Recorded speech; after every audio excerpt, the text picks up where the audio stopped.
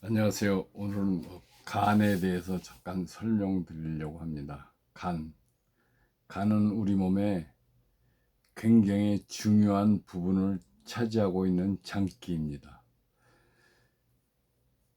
몸이 1000냥이면 간이 900냥이라고 할 정도로 간의 무게가 상당하죠. 우리 몸의 장기 중에 가장 큰 장기이기도 하고 약 한 1.5kg 정도 되는 장기이기도 합니다.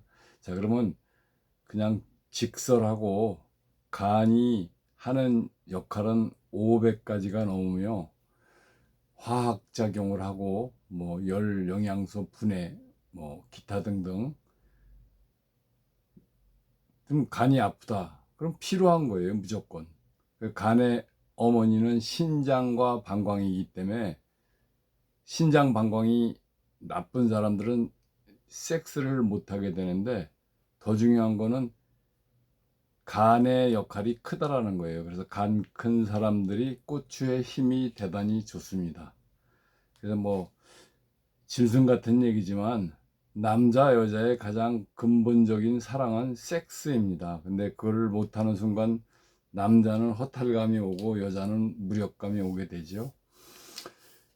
자, 그러면 우리가 그거 이전에 그 병이 걸린 걸 제일 무서워하는 것을 암이라고 하지 않습니까? 암.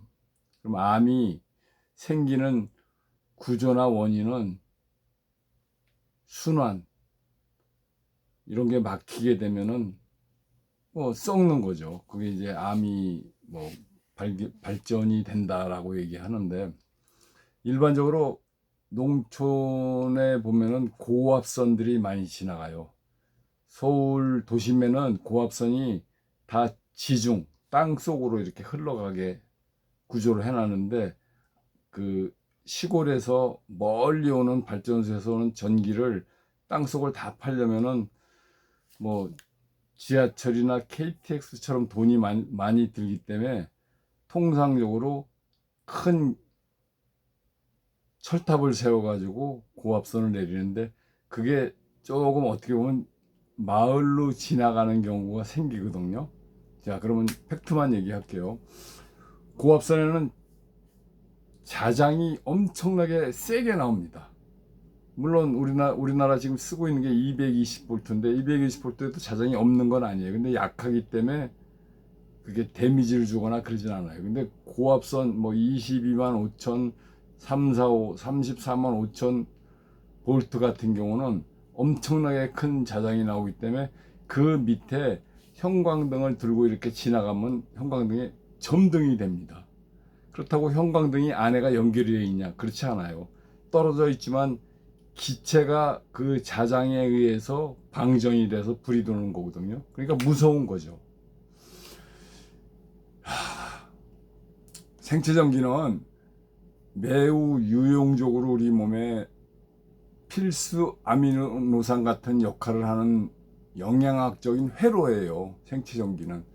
그 회로에 고압선이 지나가면은 어떻게 되겠어요? 자석이 큰 거에 작은 거를 누르면 작은 데로 붙듯이 생체전기도 교란이 생기는 거죠. 그 안에서 암이 걸리거나 중병이 걸리면요, 약이 없습니다. 수술 안 됩니다. 그거는. 그래서 요즘에 흔히 병원에 가면은 CT 찍고 MRI 찍고 그러다 보면 이제 주로 머리 쪽으로 많이 찍지 않습니까? 그러면 거기에 기본적으로 뇌전증 또는 꽈리처럼 생긴 혈액이 뭉쳐 있다 여러 가지 얘기인데, 뇌전증이라는 건 결과적으로 머릿속에 있는 회로가 엉켜가지고 순환이 잘 안 된다는 거죠. 그런 사람들은 약을 많이 복용했다거나 급격한 스트레스로 인해서 고혈압, 고지혈, 당뇨 이런 약을 많이 먹다 보면 기절하게 돼서 쓰러지는데, 1차적으로 기절해서 쓰러져도 사실은 주변에 카페트나 이런 게 깔려 있으면 덜 다치는데, 이런 도로에서 떨어지면 그 낙상으로 해서 또 충격이 2차적으로 오잖아요. 그러니까 이제 주의해야 되는 거죠. 제가 그래서 간 얘기하다가 이제 거기까지 흘렀는데, 간은 청색이라는 칼날을 보게 되면 굉장히 평안해지는 장기예요. 그래서 반딧불이 컬러가 청색이고 반딧불이가 먹는 다슬기를 끓이면 또 파랗게 되잖아요. 그래서 그걸 드시게 되면은 간이 많이 회복이 되는데, 뭐 누에고치라든지 고단백의 것을 먹어서 몸을 보호한다. 고단백을 먹게 되면 아무래도 근육량이 늘어나니까, 간이 우리 몸에서 주로 하는 역할이 그냥 표면적으로는 근육을 만드는데 지대한 공을 세웁니다. 그래서 옛날에 소아마비나 또뭐 요즘에 그 근육 위축성 병들이 많지 않습니까? 그런 병들은 다 간 때문에 그러는 거예요. 그래서 뭐 간 질환 있는 그 여러 가지 환자들은 근육이 꼬이기 때문에 혀를 내밀 때 간질환자들이 발작을 하면 뭡니까? 서랍자라는 걸 갖다가 입에다 넣어서 혀를 못 깨물게 하지 않습니까? 근육이 꼬이니까 자기도 모르게 막 그냥 다쳐버리는 거죠. 뭐 보행에 이상이 있거나 허리가 아프거나 이거 전부 다 간에 의해서 기인을 하는데, 제가 서두에 말씀드렸지만 신장이나 방광, 그 중에 방광의 경락이 등허리에 많이 있습니다. 그래서 방광이 간의 어머니라고 했으니까 어떻게 보면은 같은 식구인데 굉장히 가까운 식구죠. 그래서 방광이 약하게 되면 허리도 약하게 되고 간이 약하면 더 약하게 되는데, 간이 약한 사람이 외부로 나타나는 특징은요, 엄지발가락이 이걸 발가락으로 표현하면 좀 뭐하지만 엄지발가락이 외측으로 이렇게 휘어요. 그래서 무지 외반증 생긴 사람처럼 이 발가락이 이렇게 해가지고 이렇게 표현할까요? 이렇게 꼬부라지잖아요. 그러니까 휜 사람들은 간에 대해서 또 염려를 해야 돼요. 왜냐하면 그것도 근육이 만드는 건데, 뼈가 근육에 의존을 해야 되는데 그런 걸 못하게 되면 아무래도 약하니까 삐뚤어지겠죠. 거기다 신발에 계속 눌리니까 더 찌그러지고. 자, 간이 약한 사람들이 기억력이 떨어지고 정력이 떨어진다는 사실은 엄지발가락 하나만 봐도 금방 알 수가 있어요. 오늘은 간에 대해서 간단히 얘기했는데, 뭐 전기적인 거 얘기를 했는데 항상 제가 주장할 겁니다. 전기가 중요한 거는 우리 몸의 생체 전기를 중요하게 여기기 때문에 말씀드리는 거고요. 그러면 생체 전기를 마지막으로 좀 편안하게 하려면은, 우리가 생체 전기가 잘 돈다는 건 뭐냐? 혈액 순환을 잘 시키는 거지 않습니까? 그럼 혈액 순환을 잘 시키려면요, 엄지발가락에 발톱 있잖아요. 거기다가 원자석 하나 딱 붙여주시면요, 거짓말처럼 발이 이렇게 펴집니다. 펴지고 발톱이 예쁘게 쑥 자라면서 간에 혈액 순환이 잘 되기 때문에 무릎 아프거나 또는 허리 아프거나 기타 등등 이런 것들이 편안해진다는 이야기를 오늘 드리고 싶어서 말씀드리는 거예요. 참고로 하나 보여드릴게요. 발가락에다가 자석을 붙였죠. 저는 5개 다 붙였어요. 여기 5번째 발가락 방광, 요거 쓸개, 가운데는 혈이 없는데 제가 그냥 붙여봤고요. 4번째 요 2번째 발가락 요게 위장. 이 엄지발가락은요, 이 내측이 간이에요. 내측이 여기 혈이 2개가 있기 때문에. 그리고 이쪽 바깥쪽이 비장이고, 그리고 끝허리로 얘기하면은 글쎄 발바닥 용천 이거 보이시죠? 여기가 신장이 시작되는데요. 그래서 저는 자석을 통해서 그 아팠던 몸을 많이 이렇게 좀 변화시키려고 노력하는 중이고, 뭐 좀 편리합니다. 근데 이게 양약처럼 오늘 먹었는데 바로 낫거나 이렇다면 관심 갖질 필요 없어요. 3개월, 6개월 이렇게 꾸준한 시간이 걸립니다. 발톱이 찔러서 아픈 사람, 무좀이 있는 사람 전부 다 뭐예요? 면역력이 없는 거거든요. 제가 늘 얘기하는 건, 쑥두물 떴는데 이걸 가지고 화상이 나가지고 물속에 들어가도 이상이 없는 거는 백혈구가 많이 모이기 때문에 그런 현상이에요. 백혈구는 균을 잡아먹고 살잖아요. 무좀, 발톱각이 없다, 이런 것들은 그 발가락에 백혈구가 작아진 거죠. 이해 가십니까? 그래서 백혈구를 좀 늘리려고 하면 순환을 잘 시켜야 된다라는 위시에서 얘기를 하는 건데, 오늘은 간에 대해서 얘기를 했습니다. 다음에 간이나 쓸개는 같은 맥락이니까 참고하시면 됩니다. 청색 기억하시고요. 저처럼 이렇게 청색 입고 청바지 입거나 그런 경우도 굉장히 좋습니다. 여러분, 엄지발가락 꼭 기억하시고요. 휘었나 안 휘었나, 거기에 발톱이 잘 자라나 안 자라나. 어떤 분들은 아예 발톱이 없어가지고 막 다 깎이고 난리가 났는데, 나이 들면 그렇겠지. 천만에요. 그렇지 않습니다.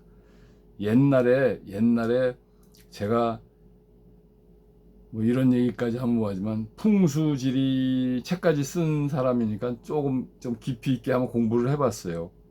그런데 어빌이라는 동네에 수장이 돼가지고 다 이사를 갔는데, 저수지를 짓고 이제 물을 부으면 수장이 되는 마을이 되니까 묘를 파가라고 이런 얘기를 정부에서 했을 거 아니에요. 이장하러 왔는데 뼈가 있는 집안에 묘가 몇 개 안 되더라는 거예요. 살만한 집은 이만한 그 팔뚝만한 뼈가 나오는데, 조금 어리어리 사는 사람들은 뼈도 없고 뭐도 없고 막 다 썩어가지고 물이 찬 경우도 있고, 아예 관 자체가 못 찾는 경우도 생기고요. 이건 무슨 얘기냐?